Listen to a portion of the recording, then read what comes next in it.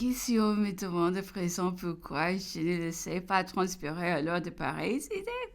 Pourquoi je ne les livrais pas à la discussion publique? Elles ont été si populaires.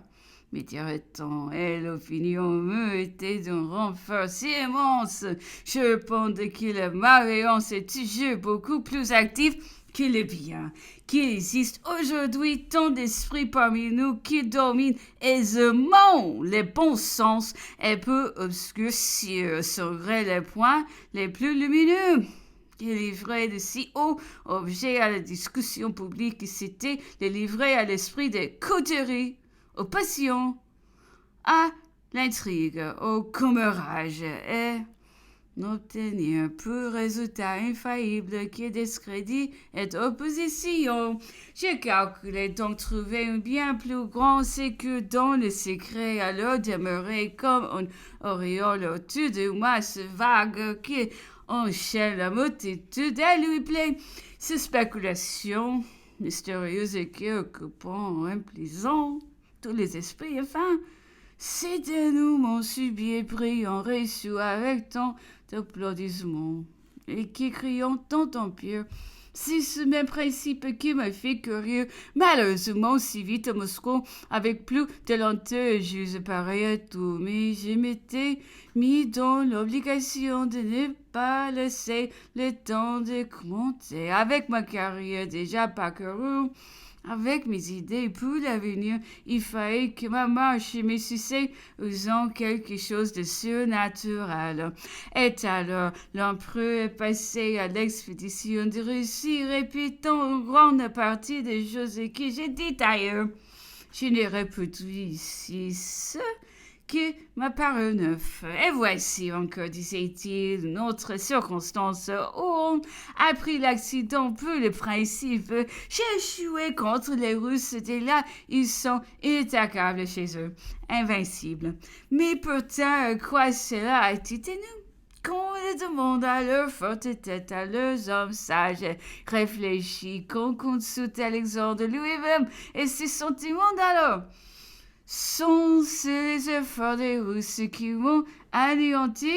Non, la chose n'est due qu'à de peu accidents, qu'à de véritables fatalités. C'est un capital incendié en dépit de ses habitants et par des intrigues étrangères. Cet univers, une congélation dans la pression subite et l'excellente espèce de phénomène.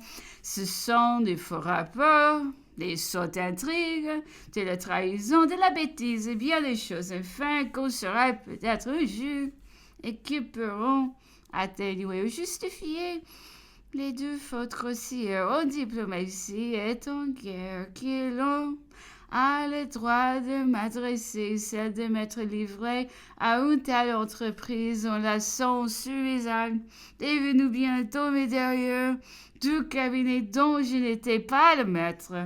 Et deux armées alliées que le moindre échec devait rendre ennemies. Mais pour tout conclure enfin sur ce point, et même annuler tout ce qui précède d'un seul mot, c'est que cette fameuse guerre, cette audacieuse entreprise, je ne les avais pas voulu. Je n'avais pas eu l'envie de me battre. Alexandre ne l'avait pas davantage, mais une fois en présence, les circonstances nous pousseront l'un sur l'autre. La fatalité fit le reste.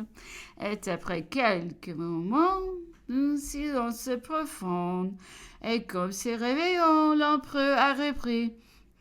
Est un Français à eux, si mal la destinée du monde?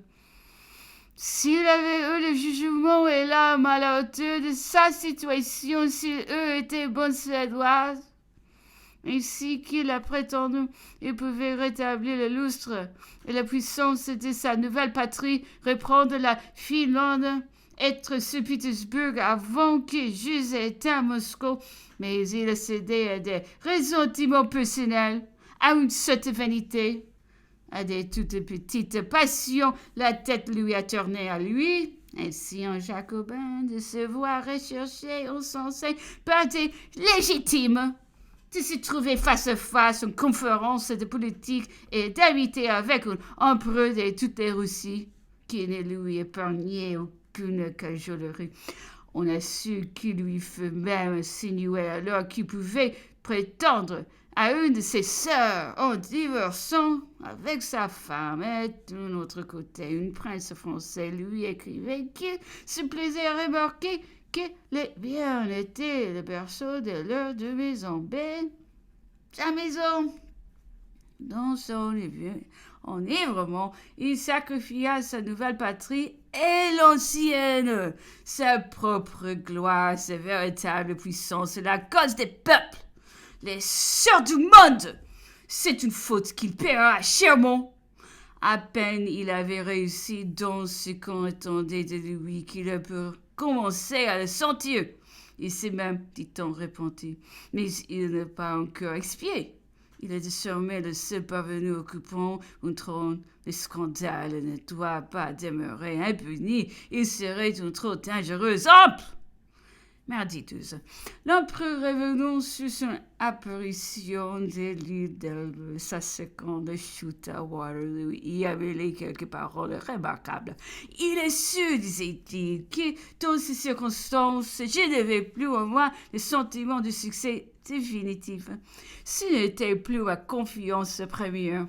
Soit que l'âge qui ordinaire favorise la fortune comme ça, à m'échapper, soit que mes propres yeux, dans ma propre imagination, le merveilleux de ma carrière, se trouva entamé du jeu, était certain que je sentais au moins qu'il me manquait quelque chose.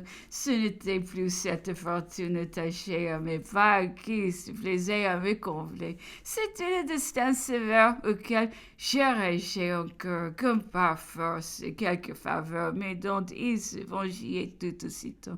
Car il est remarquable que je n'ai pas eu alors un avantage qui n'ait été immédiatement suivi d'un rêveur.